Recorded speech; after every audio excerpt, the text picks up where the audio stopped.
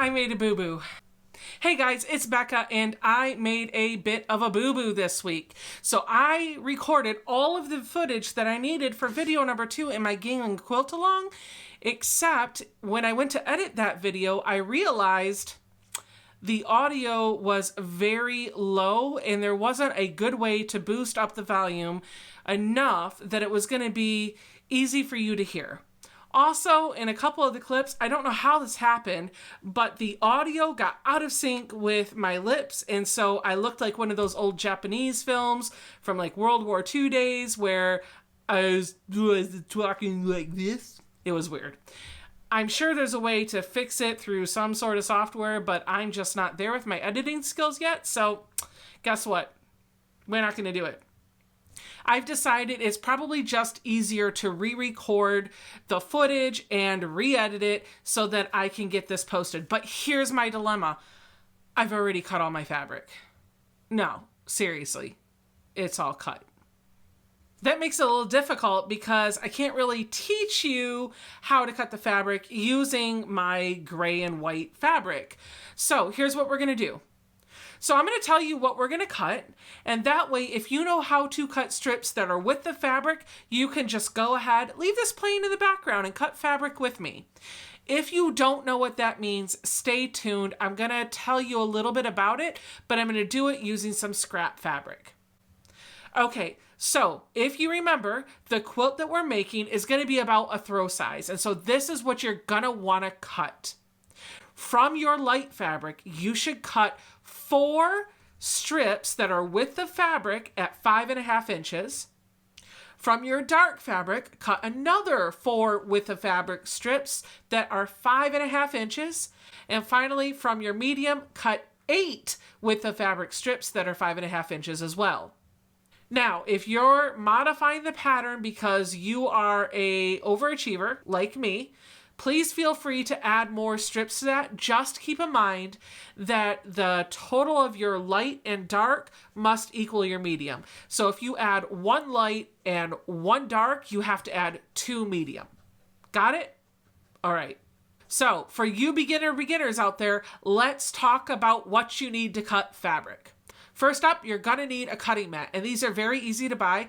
If you haven't bought any supplies before, just go to Joann's. They have a Fisker's kit that'll give you a ruler, a mat, and a cutter, and you should always use Joann's app because there will be a coupon for something in there that you can use to reduce that price even more. You could probably check online, just print off the coupon and then take it into the store. It should work just as well. And if you're really lucky, you'll get a cashier who is willing to save you a few bucks and will pull one out of the circular. Once you have your mat, your rotary cutter, and your ruler, that's when the fun is going to begin. Last week, you should have bought your fabric, washed it, ironed it, and got it all ready. So now I'm going to show you what to do with that fabric. Before we start, I want to give you a little bit of a background into rotary cutters. There are 2 basic types that I see out there. There's the stick rotary cutter and the ergonomic rotary cutter. Either one is fine. I just want you to be aware that the blade that you're going to work with is super sharp. And so if you're going to use this, you need to make sure that that shield is always closed so you're protecting yourself from the blade when you set it down. For the stick ones, the way you expose the blade is you put your thumb on it and you pull the shield down, and then the blade is ready to go. And then when you're done, you push the shield up. The ergonomic rotary cutters are actually my preferred because I feel like they protect me from myself. I am horrible for remembering to put that cover back on my rotary cutting blade, and so I prefer these because the blade only comes out when I squeeze the handle. I can't squeeze the handle when my hand is off of this. So that means when I'm done cutting and I let go of this, the blade goes away. And then there is a button here that acts as a lock that will keep you from being able to squeeze the handle. Okay, if you have never cut fabric before, let's just take a pause before we go crazy with our quilt fabric and practice on some scraps. This can just be a couple fat quarters. It doesn't need to be anything crazy. This is just going to be so that you can practice making clear cuts all the way through your fabric using your mat, your template, and your rotary cutter. Okay, I'm going to go to my stash and get a couple fat quarters that I don't care about. so many fat quarters and I don't want to get rid of any of them. But I did manage to find 3 that I would be willing to part with. We're going to use this one because this is probably my least favorite. If your fat quarter has been sitting somewhere for a while and it's a little wrinkly with some fold marks, just take a minute to iron it and get it nice and flat. The next thing I'm going to show you is how we're going to fold our fabric to actually create strips. We're going to fold it twice because our actual yardage we're going to fold twice, but you should remember, because we're working with a fat quarter, or I am anyway, the result is my twice folded piece of fabric is not going to be as deep as it will be when you cut your strips with your actual yardage. You're going to take your fat quarter so that you're holding the selvage side. Whether that's the side with the printed selvage or not, doesn't matter. You just want to hold the selvage side. And then you're going to fold it onto itself so that it's meeting the other cut end like this. So you can see I've got the cut end behind the selvage end. And then I'm going to do this thing where I kind of shift the fabric left and right a little bit so I get a nice, good hanging fold down at the bottom. I don't have any of that stuff going on. Once I've scooched it into place and it's hanging nice and even and I'm overall happy with it, once I have that hanging fold where I want it to be, I'm going to lay it on the table, fold down first and then the cut end with the selvage. And I'm just going to very gently press down on it with my hands to kind of slightly set that fold. I'm going to pick up that folded edge with just 2 fingers and then I'm going to pull it up to my selvage ends and make sure that my fold is running parallel to that selvage end. It's a good idea if you can bring the fold just a little bit before the selvage so that you can see it running parallel all the way down. Now that you have that, you probably have something that looks like this. Here is my folded fat quarter. I'm going to show you a few things here.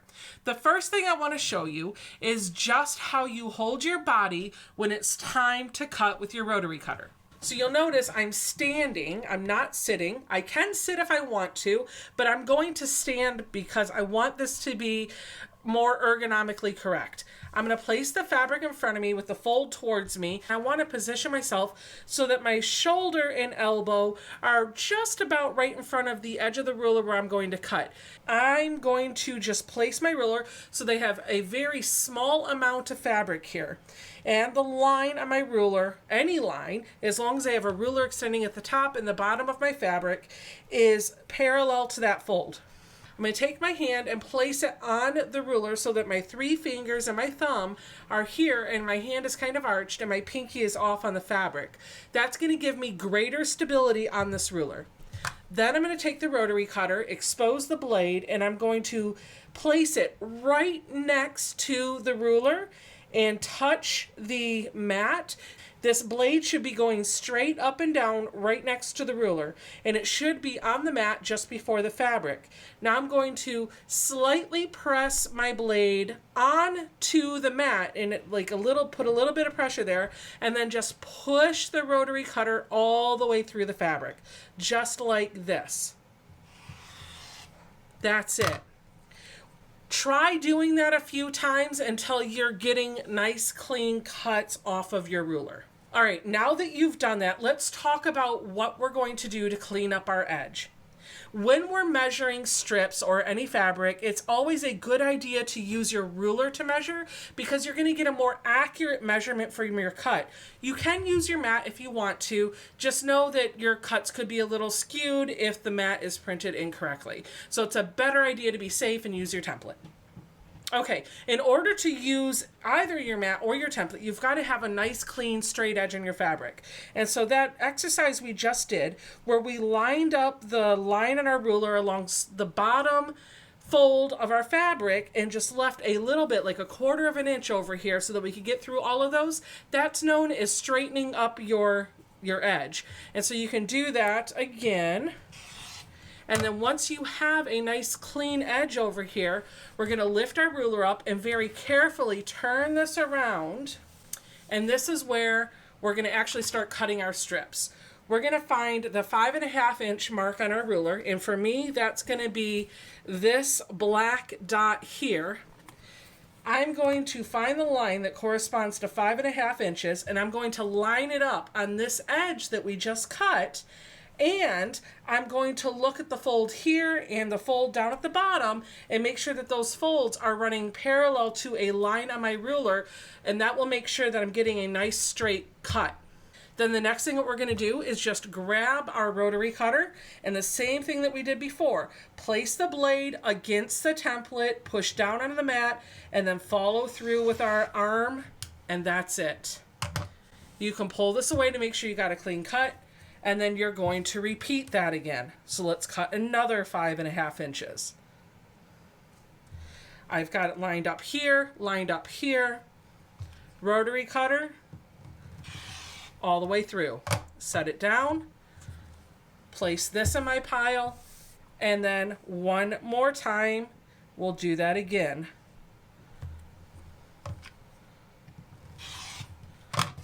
There we go, that's my leftover. So now I've got 3 5.5-inch strips for my fat quarter. So that wasn't too difficult, was it? I know it can be a little bit more intimidating using tools that we've not used before, but it's super simple and it will save you a ton of time.